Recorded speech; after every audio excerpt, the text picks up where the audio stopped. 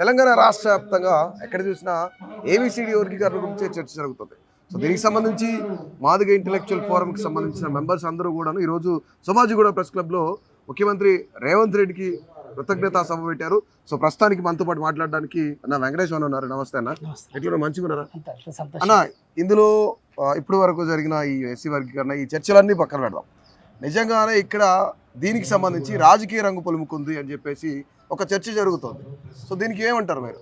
అంటే ఎస్సీ వర్గీకరణకు రాజకీయ రంగు ఏం లేదు. అసలు రాజకీయ పార్టీ ఆలోచన అంతా కూడా ఎస్సీ వర్గీకరణ చేయాలనేదే ఉండే. అన్ని పార్టీలు సపోర్ట్ చేసినాయి. సబ్బండ వర్గాలు, సబ్బండ కులాలు, అదేవిధంగా మతాలు, రాజకీయ పార్టీలు, ఈ దేశంలో ఉండబడే ప్రతి మనిషి ఎస్సీ వర్గీకరణ ఉండాలని కోరుకున్నారు. అంటే మాలలు కూడా కొంతమంది ఎస్సీ వర్గీకరణ కావాలని చెప్పారు. సో కాబట్టి ఈరోజు కొంతమంది మాత్రమే ఎస్సీ వర్గీకరణ వ్యతిరేకించారు. కాబట్టి ఈరోజు సమాజం అంతా కూడా ఎస్సీ వర్గీకరణ కావాలని కోరుకున్నారు. కాబట్టి దీంట్లో రాజకీయ రంగు లేదు, ఏ రంగు లేదు. మనసా వాచ ఈరోజు ఎస్సీ వర్గీకరణని కోరుకున్నటువంటి సమాజానికి అంతా కూడా చేతులెత్తి నమస్కరిస్తా ఉన్నా. రైట్. ఇప్పుడు రేవంత్ రెడ్డి కూడాను గతంలో ముఖ్యమంత్రి, ఉమ్మడి ఆంధ్రప్రదేశ్ ముఖ్యమంత్రి చంద్రబాబు నాయుడు ఏ విధంగా అయితే ఆలోచన విధానం చేశారో, అంటే ఆయన ఎస్సీ వర్గీకరణ చేసినందుకు 10 ఏళ్ళు ఆయన ముఖ్యమంత్రి చేసిన ఘనత ఎస్సీలకు సంబంధించి, మాదిగలకు సంబంధించి. ఎందుకంటే దాదాపుగా 32 లక్షల మంది, అంటే ఒక పార్టీ గెలవడానికి సంబంధించిన ఓట్ బ్యాంక్ అంతా మాదిగలకు ఉంది. సో అదే బాటలో మళ్ళీ సీఎం రేవంత్ రెడ్డి నడుస్తున్నాడు. బికాజ్ ఆఫ్ స్థానిక సంస్థల ఎన్నికలు, అంటే స్థానిక సంస్థల ఎన్నికల దృష్టిలో పెట్టుకుని మాత్రమే రేవంత్ రెడ్డి ఈ వర్గీకరణ స్టార్ట్ చేశారు, ఈ వర్గీకరణ ముందుకు తీసుకెళ్లారని చెప్తారు. అంటే దేశంలో ఇంతవరకు ఏ రాష్ట్రంలో జరగలేదు, కానీ తెలంగాణలో జరిగింది. అది కూడా స్థానిక సంస్థల ఎన్నికల కోసమే. దీని వెనుక రాజకీయ కుట్ర ఉంది అని చెప్పేసి కొంతమంది మాట్లాడుతున్న పరిస్థితి ఉంది. ఏం చెప్తారు దీనికి? ఇప్పుడు నేను ఒక విషయాన్ని మీకు గుర్తు చేస్తా ఉన్నా. ముఖ్యమంత్రి రేవంత్ రెడ్డి గారు ఆలోచన విధానం ఎట్లా ఉంటుందంటే, ప్రతిపక్షంలో ఆనాడు వేరే పార్టీలలో ఉండి కూడా ముఖ్యమంత్రి గారు మాట్లాడారు. ఆ రోజు తెలుగుదేశం పార్టీలో ఉన్నప్పుడు కూడా అసెంబ్లీలో కొట్లాడాడు ఎవరు? రేవంత్ రెడ్డి గారు. ఉమ్మడి ఆంధ్రప్రదేశ్లో ఉన్నప్పుడు ఏ రాజకీయ ప్రయోజనంతో ముఖ్యమంత్రి రేవంత్ రెడ్డి గారు ఆ రోజు ఆ పార్టీలో ఉండి మాట్లాడారు? అంటే మాదిగల పట్ల ఆలోచన ఉండి వాళ్ళకి న్యాయం చేయాలంటే ఒక ఆలోచనతో ఆ రోజు ఆయన ముందుకు పోవడం జరిగింది. అంటే నిజంగా మాదిగలకు అన్యాయం జరిగిందనే ఒక సైంటిఫిక్ ఆలోచన ఉండడంతో ఆ రోజు ఆ విషయాన్ని ఆలోచన చేశాడు. మాదిగలకు వర్గీకరణ చేయండి ఆ రోజు అసెంబ్లీలో కొట్లాడాడు. అదేవిధంగా మళ్ళీ తర్వాత కూడా ప్రతిపక్షంలో ఉన్నప్పుడు కూడా ప్రతి దగ్గర మందకృష్ణన్న పోరాటంలో కూడా భాగస్వామ్యం అయిండు. ఎక్కడ మందకృష్ణన్న పిలిచినా కూడా ప్రతిపక్షంలో ఉన్నప్పుడు, కాంగ్రెస్లో ఉన్నప్పుడు అక్కడికి వెళ్ళి మీకు అండగా నిలబడతాం, ఖచ్చితంగా మా పార్టీ అధికారంలోకి వస్తే వర్గీకరణ చేస్తా నేను అని చెప్పి మాట ఇవ్వడం జరిగింది. అంటే ఆ రోజు దేనికోసం మాట ఇచ్చాడు అంటే మాదిగలకు, అంటే రాజకీయ ప్రయోజనాలు పక్కకు పెడితే ఎవరైనా కూడా, అందుకోసం మొదటిగా రాజకీయ రంగు కాదు ఇది. అంటే ప్రతి మనిషి అన్నవాడు అంటే ఎస్సీ వర్గీకరణ జరగాల్సిందే. మాదిగల యొక్క ఆక్రోశం, మాదిగల యొక్క ఆవేదన, మాదిగల యొక్క ఆ యొక్క బాధను, కన్నీళ్లను, దుఃఖాన్ని అర్థం చేసుకొని ఆ రోజు అందరూ కూడా, అంటే నేనేమంటున్నానంటే ముఖ్యమంత్రి రేవంత్ రెడ్డి గారు ఎక్కడ కూడా స్థానిక సంస్థల్లో కానీ లేకపోతే రాజకీయ ప్రయోజనాల కోసం ఆలోచన చేయలేదు. ఆయన మాట్లాడినటువంటి మాటలు చూడండి మీరు, అసెంబ్లీ సాక్షిగా మాట్లాడింది కదా. అంటే ఎందరో ముఖ్యమంత్రులు అయ్యారు. ఇది ఉమ్మడి ఆంధ్రప్రదేశ్లో వర్గీకరణ విషయం ఉన్నది, తెలంగాణ వచ్చిన తర్వాత కూడా వర్గీకరణ అంశం అనేది ఉన్నది. అయితే ఇక్కడ ఈ అంశాన్ని అంటే రాజకీయ కోణంలో చూడకుండా అన్ని పార్టీలు వర్గీకరణను సమర్థించినాయి. కాబట్టి నేను ఈ వర్గీకరణ చేయడం అనేది అది ఏ ముఖ్యమంత్రులకు అవకాశం రాలే, నాకు వచ్చింది. కాబట్టి నా జీవితంలో, రాజకీయ జీవితం కానీ నా జీవితంలో కానీ నాకు ఒక గొప్ప సంతృప్తినిచ్చినటువంటి సంఘటన ఎస్సీ వర్గీకరణ అమలు చేయడం అనే విషయాన్ని చెప్పారు. అంటే ఎంత ఆయనకు ఎమోషనల్ వర్డ్స్ యూజ్ చేశాడు అంటే నిజంగా మాదిగలు, నేను చెప్తున్న చాలా మంది మాదిగలకు కూడా ఇంత ఎమోషనల్ లేదని నేను కొంతమంది మాదిగలు, కానీ ముఖ్యమంత్రి గారు నేనే మాదిగా అనే ఫీల్ అయ్యేంతగా ఈరోజు ముఖ్యమంత్రి గారు మాట్లాడారంటే మాదిగలు రుణం తెచ్చుకోవాలి. కానీ నిజంగా మీరు అన్నట్లు రాజకీయాలకు అతీతంగా మేము చేసాం, ఈ రిజర్వేషన్ చేశారు రేవంత్ రెడ్డి గారు అని చెప్తున్నారు. కానీ ఇక్కడ మాదిగలకు సంబంధించిన ఉపకులాలు ఏవైతున్నాయో ఆ ఉపకులాలకు కొంతమందికి అన్యాయం జరుగుతుంది, ఇష్టం లేకపోయినా సరే బలవంతంగా చేశారు అని చెప్పేసి కొంతమంది ఇంటెలెక్చువల్స్ మాట్లాడుతున్నారు. ఏం చెప్తారు దీనికి? అంటే ఇక్కడ ఎవరేం మాట్లాడలేదు. అంటే కొంతమంది మాదిగ ఉపకులాలు ఏవైతున్నాయి, ఇక్కడ నేను ఏమంటున్నానంటే అందరూ మాదిగలంతా సంతృప్తిగా ఉన్నారు. ఉపకులాలు కూడా, బట్ వాళ్ళకి న్యాయం జరగట్లేదు, కేవలం మాదిగ కులానికి మాత్రమే జరుగుతుంది. మాదిగ ఉపకులాలను కూడా తీసుకెళ్లి గ్రూప్ 1 వేశారు కదా. అంటే మాదిగలతో సమానంగా వీళ్ళు పోటీ పడలేరు, కొంచెం ఇబ్బంది ఉంటుందని చెప్పేసి ఏ గ్రూప్లో వేశారు కదా. సో అక్కడ కొన్ని చిన్న చిన్న టెక్నికల్ అంశాలు చెప్తా ఉన్నారు. కానీ ఆ విషయాలన్నింటినీ కూడా ముఖ్యమంత్రి గారి దగ్గరకు వచ్చి చెప్పండి, మీరు రిప్రజెంటేషన్ చేయండి. మీరు నేను దీనికంటే ముందు నేనేమంటానంటే, ఇంత పెద్ద వర్గీకరణ అయినందుకు మీరు కృతజ్ఞత మనం చెప్పాలి కదా. మందకృష్ణన్న కూడా నేను విజ్ఞప్తి చేస్తా ఉన్నా, ముఖ్యమంత్రి గారికి మొదటగా మీరు కృతజ్ఞతలు చెప్పండి. ఎస్సీ వర్గీకరణ చేశారు, ఎవరు చేయలేని సాహసోపేతమైనటువంటి గొప్ప చారిత్రకమైనటువంటి నిర్ణయాన్ని మీరు చేశారు, మాదిగలకు న్యాయం చేశారు. కాబట్టి మేము కృతజ్ఞత అది మాదిగలు మొత్తం ఈరోజు ప్రతి మాదిగలంతా కూడా రేవంత్ రెడ్డి గారికి పాలాభిషేకం చేయండి అని చెప్పాలి కదా. అది చెప్పిన తర్వాత ఈ విషయాలు వచ్చి మీరు చెప్పండి రేవంత్ రెడ్డి గారికి. నేను విజ్ఞప్తి చేస్తున్నా, ఇది విజ్ఞప్తి మాత్రమే. కేవలం మాలలకు 5% మాత్రమే ఇక్కడ రిజర్వేషన్ వస్తుంది, వాళ్ళకి అన్యాయం జరుగుతుంది, మాకు అన్యాయం జరుగుతుంది. అందుకనే మన ఓయూలో కానీ మిగతా ఎక్కడ చూసినా సరే, వాళ్ళు చౌరస్తాల్లో ఎక్కడ చూసినా సరే కొన్ని నినాదాలు చేస్తా ఉన్నారు ఈ వర్గీకరణకి అగనిస్ట్. ఎవరు మాలలా?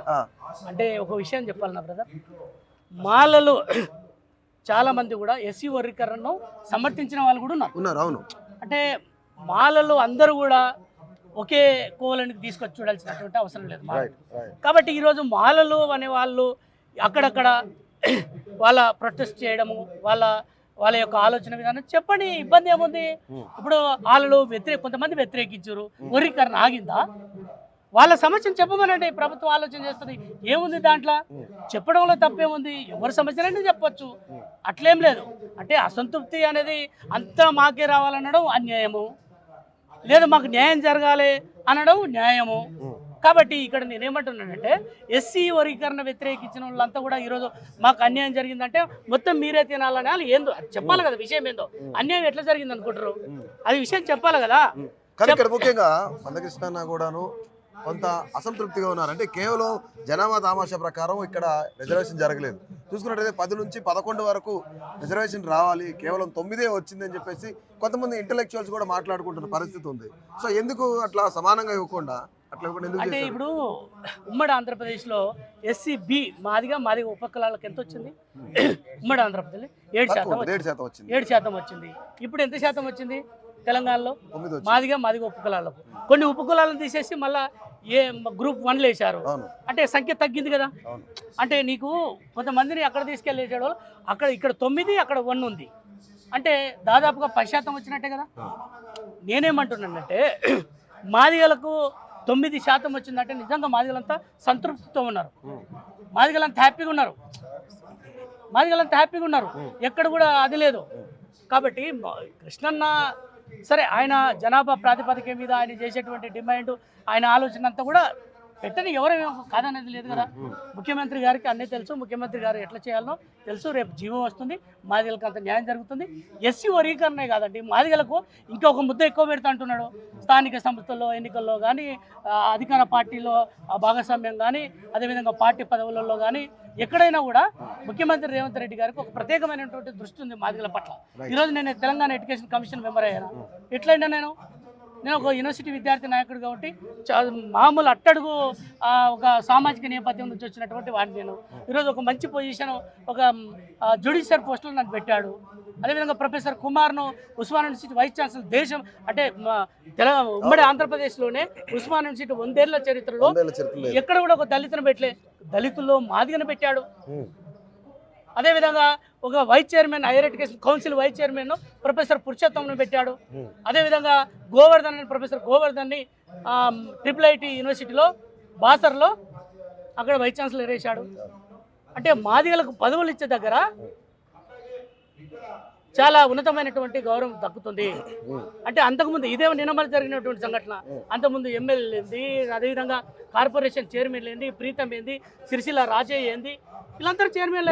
మీరు ఉన్నతమైన గౌరవం అని చెప్తున్నారు, కానీ చాలా మంది రాజకీయ పార్టీకి సంబంధించి అంతేందుకు బీఆర్ఎస్ నాయకులు, బీజేపీ నాయకులు కేవలం ఇదంతా కూడాను ఓట్ బ్యాంక్ రాజకీయం కోసమే చేస్తున్నారు రేవంత్ రెడ్డి చెప్తున్నారు. ఏం చెప్తారు? అసలు వాళ్ళ గురించి మాట్లాడాల్సిన అవసరం లేదు. అసలు బీజేపీ కానీ బీఆర్ఎస్ ఎవరైనా నమ్ముతారా?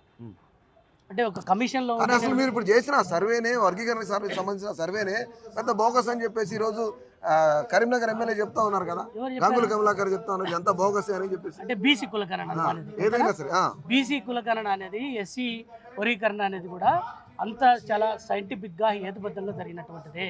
ఇక్కడ ఎట్లాంటి అనుమానాలు లేవు. ఇక రాజకీయాలు మాట్లాడతారు కదా, మీకు తెలియదు ఏముంది, చాలా మంది మాట్లాడుతుంటారు వాటిని. ఇప్పుడు గత ప్రభుత్వానికి ఈ ప్రభుత్వానికి తేడా చూశారు కదా మీరు.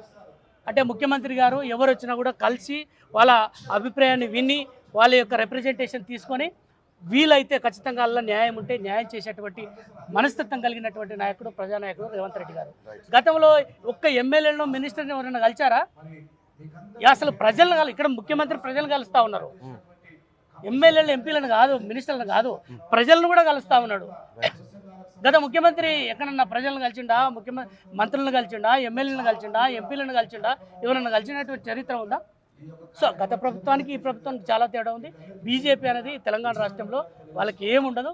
కాకపోతే ఎంపీ ఎలక్షన్ల వాళ్ళు ఏంటంటే అక్కడ ప్రతిపక్షం లేకపోవడం వల్ల వాళ్ళకు ఏదో ప్రజలందరూ కూడా కొంత అటువైపుగా ఆలోచన చేశారు. కానీ ఇక్కడ మాత్రము రేవంత్ రెడ్డి గారి మీద చాలా బలమైనటువంటి విశ్వాసం ఉంది ప్రజలకు. ఖచ్చితంగా ముఖ్యమంత్రి రేవంత్ రెడ్డి గారి మీద మాదిగలు కానీ బీసీలు కానీ పెద్ద ఎత్తున రుణం తెచ్చుకోబోతున్నారనే విషయాన్ని స్పష్టం చేస్తాం.